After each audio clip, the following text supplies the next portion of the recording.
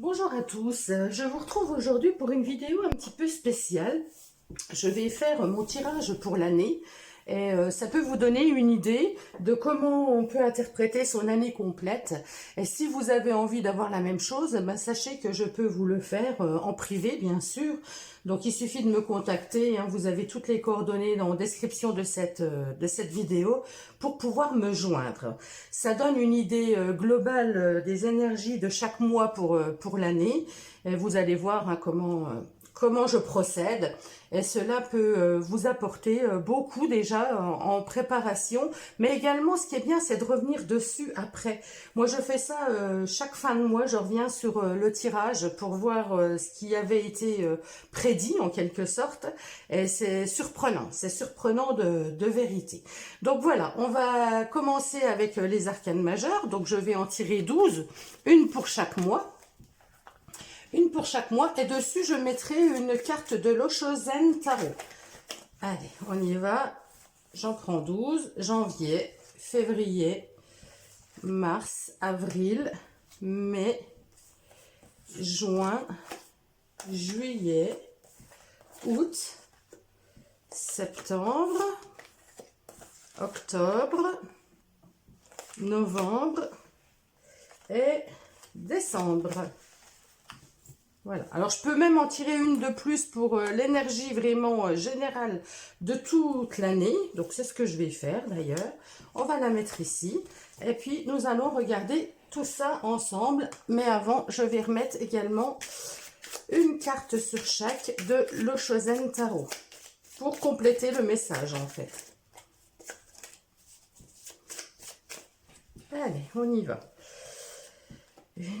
Janvier, février, mars, avril, mai, juin, juillet, août, septembre, octobre, novembre, décembre.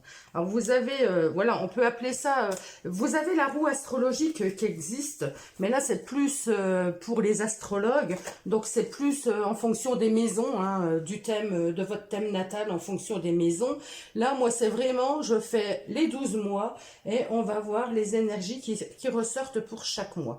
Donc là, je le fais vraiment pour moi. Je vais en mettre une supplémentaire ici. Donc, on terminera par l'année, hein, par le général. Donc, pour le mois de janvier, qui est déjà commencé. Donc, j'ai la carte du monde. Le monde va me parler d'être ouverte, hein, d'être ouverte d'esprit, d'arriver à un accomplissement. Donc, il va y avoir certainement un succès sur ce mois de janvier, quelque chose que j'accomplis, quelque chose où j'arrive au bout, hein, quelque chose qui m'a animé et on arrive à la fin. C'est la dernière carte du tarot, des arcanes. Hein. Donc, la 21, on est au bout du chemin initiatique. Donc, c'est-à-dire, il y a quelque chose que j'ai fait tout au long de l'année dernière qui va aboutir là au mois de janvier. Ça peut me parler de voyage aussi, de l'étranger. Hein. Il est fort possible que ça me parle de l'étranger. Il peut s'agir aussi d'être entouré. Et également de se voir dans le miroir. Vous voyez, là, pour moi, ça me fait penser à un miroir. Et se regarder dans le miroir et voir comment j'ai évolué. Donc, à tout niveau, hein, finalement, ça peut me parler au niveau professionnel, comme au niveau personnel, comme au niveau sentimental. Ça agit à tout niveau. Après, il y aura peut-être un domaine qui sera plus impacté qu'un autre. Donc, on va aller voir la carte d'Oshozen Tarot qui me dit de suivre le courant. Donc là, on me dit bien que je suis sur le bon chemin, puisque il y a une ouverture, il y a un passage, il y a quelque chose qui est accompli, il y a un accomplissement. Hein. Et là, on me dit de suivre le courant. Suivre le courant, pour moi, c'est suivre son intuition. C'est de ne pas chercher à contrer, c'est accepter ce qui rentre, ce qui vient dans ma vie et accepter ce qui part. C'est se laisser porter par les énergies. Donc là, c'est très positif avec l'énergie du monde. Hein. C'est un mois qui va être très positif pour moi. Et ouais, certainement une ouverture, hein, une ouverture aux autres, une ouverture au monde. Ça peut me parler aussi de tout ce qui est humanitaire. Donc de l'aide humanitaire, faire des voyages humanitaires, ça peut être ça aussi. Donc voilà pour vous donner l'idée hein, de la fréquence sur laquelle je devrais être sur le mois de janvier. On va aller voir le mois de février. Ah, le mois de février, j'ai l'étoile. L'étoile, ben, c'est ma bonne étoile, c'est mon guide. En plus, elle représente mon signe puisque je suis du Verseau. Et c'est vrai qu'au mois de février, eh ben, c'est mon anniversaire, c'est mon mois en fait. Et l'étoile, c'est le Verseau. Donc l'étoile, eh ben, être guidé, être en pleine sérénité, être sur le bon chemin également. Hein. Il y a vraiment un équilibre qui est trouvé là au mois de février. Vraiment se sentir bien, une certaine paix intérieure. Hein. C'est vraiment, oh là là, que c'est beau. L'éveil, la carte de l'éveil. Donc, il y a des prises de conscience. Hein. Il y a vraiment quelque chose là. Bon, pour moi, c'est très spirituel, évidemment. Je vais l'interpréter très spirituellement. Bon, ça me donne des frissons. Hein. C'est une protection, c'est être sur le chemin, c'est ouvrir sa conscience, c'est voir plus loin. Là, j'ai le troisième œil qui me tire l'œil, c'est le cas de le dire, hein, avec ce troisième œil qui brille. Donc, il peut y avoir, pour moi, une ouverture supplémentaire au niveau médiumnique. C'est possible qu'au mois de février, eh ben, j'ai cette bonne étoile, cette chance, ce lien avec l'au-delà pour ouvrir un peu plus mes capacités, mes dons médiumniques. Donc c'est vraiment très très beau. Pour moi, ça serait un beau cadeau en tout cas hein, pour le mois de février. Nous allons passer au mois de mars. L'impératrice.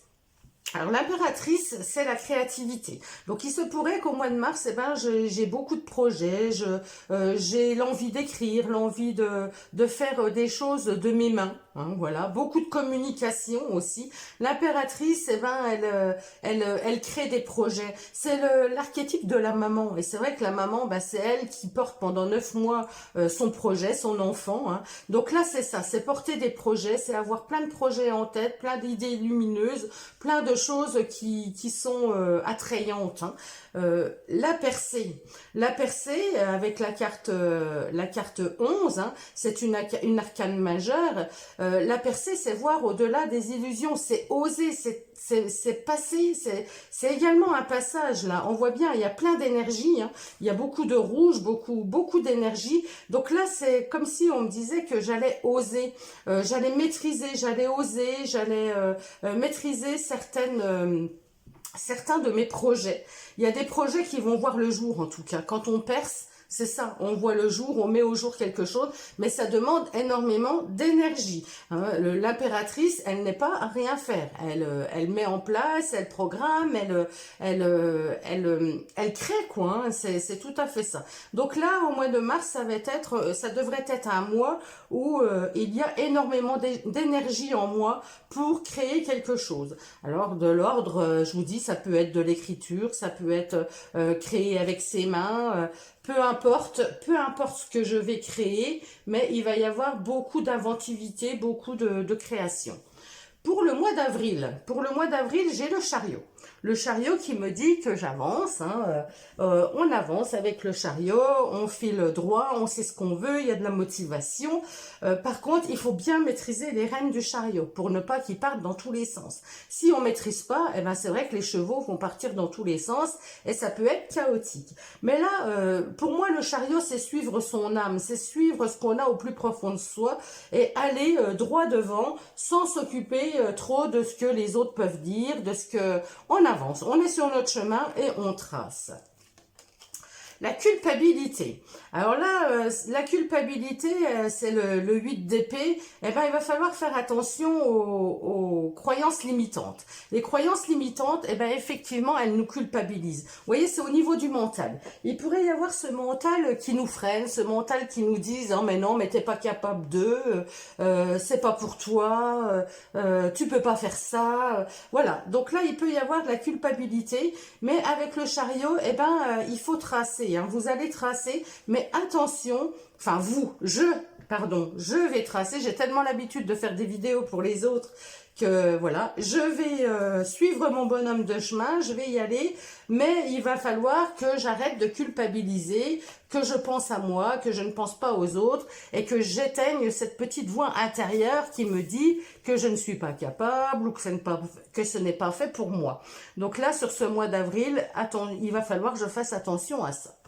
Pour le mois de mai, La lune. Alors, la lune peut me parler du foyer, hein, de tout ce qui est à la maison, mais c'est aussi mon intériorité. Donc, la lune, eh ben, il peut y avoir beaucoup d'intuition. Ça me parle d'intuition, la lune, mais ça peut me parler aussi de choses qui remontent. De choses qui remontent, des peurs, des doutes, des craintes, des questionnements, des choses qui sont ancrées depuis longtemps en moi. C'est l'inconscient, en fait, hein, la lune. Et là, la foudre. Donc, il peut y avoir quelque chose d'inattendu. Quelque chose d'inattendu, une prise de conscience, il peut y avoir vraiment quelque chose comme ça qui arrive subitement et qui peut soit me faire peur, soit faire remonter des choses du passé. Ça peut être aussi une intuition soudaine, hein, un ressenti soudain, mais il peut y avoir aussi des imprévus dans le domaine familial, dans le domaine avec la famille. Hein. Ça peut me parler comme ça au niveau pour le mois de mai. Ouais. Qu'est-ce que je vois d'autre? Il peut y avoir des prises de conscience, hein, prise de conscience, une ouverture d'esprit par rapport, peut-être un travail, hein, prendre conscience que je dois travailler sur quelque chose qui est encore enfoui. En fait, la lune, c'est les parts d'ombre, hein, c'est tout ce qui sommeille en nous, c'est toutes les casseroles qu'on a eues et on a remis les couvercles dessus sans forcément s'en occuper. Ben là, il pourrait y avoir quelque chose comme ça qui émerge, qui ressorte, des choses pas toujours très sympathiques. Donc, à voir pour ce mois de mai. Pour le mois de juin, la papesse. Alors, la papesse me parle de discrétion, me parle d'apprentissage, hein, peut-être beaucoup à apprendre, beaucoup lire. Elle peut me parler d'être en introspection aussi, d'une grande intuition, de ressentir énormément les choses, mais d'être assez secrète. Donc, par rapport à quoi? L'attachement au passé. Ah oui, donc là... sur le mois de juin, on voit bien, au mois de mai, il y a quelque chose peut-être du passé qui remonte, des choses comme ça qui sont enfouies, qui remontent. Et au mois de juin, eh ben, il va falloir se détacher, se taire, ne pas dire, ne pas tout dire. Il y a un attachement au passé, il y a quelque chose qui fait, pour moi, que il y a des regrets. Il y a certains regrets, il y a certains remords, il y a quelque chose par rapport à ce qu'il y a eu dans le passé qui faut peut-être travailler, mais en silence. Il y a des choses comme ça qui sont silencieuses, qu'on ressent et qu'il va falloir peut-être travailler, peut-être se détacher tout simplement, se détacher du passé pour pouvoir être pleinement ici et maintenant, j'ai envie de dire. Ensuite, on va aller prendre, ça me parle aussi, alors ça parlera pas à tout le monde, mais ça peut être un travail aussi sur les vies antérieures. Hein, quelque chose comme ça qu'on travaille, qu'on remonte, enfin voilà, c'est peut-être un peu perché pour vous ce que je dis, c'est pour ça que je dis ça parlera pas à tout le monde, mais pour moi je verrais bien quelque chose sur les vies antérieures, bon, je verrai bien. Au mois de juillet, j'ai l'ermite. Alors l'ermite qui me parle d'une certaine sagesse, bien sûr, qui me parle peut-être d'une personne âgée. Hein. Ça peut me parler, c'est marrant parce que j'ai regardé tout de suite la deuxième carte qui est la vacuité. C'est le numéro 5, dans les arcanes majeures du tarot, le numéro 5, c'est le pape. Et le pape, eh ben, effectivement, il est plein de sagesse. Donc là, sur ce mois de juillet, il va y avoir une certaine sagesse à s'écouter, à voir où on en est, à rentrer en introspection, c'est-à-dire je vais beaucoup réfléchir, je vais beaucoup me poser calmement et voir où j'en suis, voir ce que j'ai traversé pour pouvoir continuer le chemin. La vacuité, c'est vrai que là, on part de rien, il y a tout à inventer. Donc peut-être que je vais être à un tournant de l'année où il va falloir que je prenne certaines décisions, où je vais certainement entrer en introspection pour voir comment continuer mon chemin. Je peux être guidée aussi, hein, puisque le 5, le pape, ben, c'est la protection, c'est le guide. Il peut y avoir une personne plus âgée que moi aussi qui soit là pour me guider, pour me montrer le chemin. Ça peut me parler également comme ça. Mais vous voyez, là, sur cette carte, il n'y a rien. Et quand il n'y a rien, eh ben, il y a tout à créer, en fait. Du néant, forcément, il sort quelque chose. Donc là, c'est peut-être une période un petit peu sombre, sombre aussi, un petit peu nostalgique, un petit peu où il va falloir que je trouve les ressources en moi pour continuer mon bonhomme de chemin. En moi ou me faire aider par des personnes, par des guides, hein, tout simplement. Pour le mois d'août, eh ben là, j'ai cette maison Dieu qui me parle d'impulsivité, qui me parle de prise de conscience, qui me parle de changement radical soudain. Il y a quelque chose de soudain qui arrive. Hein. C'est une énergie peut-être aussi de colère, quelque chose qui remonte comme ça. On a besoin d'exploser, on a besoin de le dire, on a besoin de s'exprimer. Il y a quelque chose, vous voyez, là, la tour, la tête de la tour, si on prend la tour qui est un être humain, eh ben la tête, elle s'ouvre. Donc il y a une prise de conscience. Il y a quelque chose là qui va émerger, qui va, mais subitement. C'est quelque chose qui n'est pas spécialement réfléchi avant. C'est vraiment subit. Et là, on voit qu'il y a un changement. Avec la carte 10, c'est la roue de fortune. Hein. J'ai beaucoup d'arcanes majeures finalement. Hein. Il y a pas mal d'arcanes majeures dans l'Oshozen, là, qui ressortent. Donc, une année certainement importante. Donc là, il y a une prise de conscience pour un nouveau départ. Il y a quelque chose, il y a un nouveau cycle qui va s'ouvrir pour moi. Il y a quelque chose de nouveau sur ce mois d'août qui va émerger. Il y a une prise de conscience pour mettre le pied dedans, pour avancer, pour aller un changement soudain, hein, finalement. Un changement soudain. Septembre. Septembre, avec l'empereur, eh ben c'est bien. On est posé, enfin, j'ai envie de dire. Je suis posée, je maîtrise, j'ai les pieds bien ancrés sur terre, je sais ce que je veux, je sais ce que je ne veux plus, mais je suis peut-être un petit peu trop rigide. Hein. L'empereur, c'est la rigidité, carré, organisé, voilà. Il y a peut-être de ça. Et la solitude. Alors, la solitude, vous voyez, c'est à nouveau l'ermite. Et encore une arcane majeure. Donc là, il y a peut-être quelque chose à réfléchir encore. Il y a quelque chose à introspecter. Peut-être sur la façon dont je suis. Peut-être trop brute, trop rigide, trop organisée, trop minutieuse. J'énerve peut-être les autres. Enfin, je sais pas. Mais il y a quelque chose sur le mois de septembre. Il va falloir que je réfléchisse, que je prenne conscience de ma place, ou trouver ma place justement hein, aussi. Trouver ma place, être à sa place, mais en étant vraiment, en ressentant les choses, en rentrant en introspection, en prenant le temps de bien analyser des choses qu'il faut peut-être ficeler, qu'il faut mettre en place, qu'il faut gérer. Voilà. Ensuite, sur le mois de octobre, la force. Alors, la force, c'est la maîtrise de ses émotions, c'est voilà, c'est se maîtriser, c'est arriver à comprendre, c'est même, je dirais, la compassion envers les autres. C'est vraiment la force intérieure, vous voyez, trouver sa paix intérieure, trouver sa force intérieure pour pouvoir être dans l'action, bien sûr. La schizophrénie. Alors, attention.